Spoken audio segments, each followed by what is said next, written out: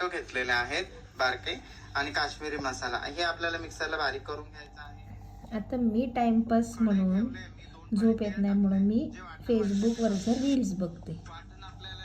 बरं ह्या बाईला काय कळत असणार आहे हे जेवणाचे रील्स.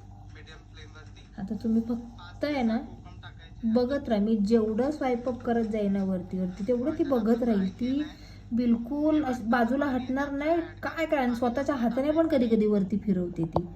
अरे हे काय कळते हिला. काय जेवण बनवायचं आहे काय गे. जेवण बनवायचं आहे काय तुला चालू. ये बाय ये माझी बाय. अगं ती मच्छीचं हे बघते रेसिपी बघते. म्हणजे काय कळते हे.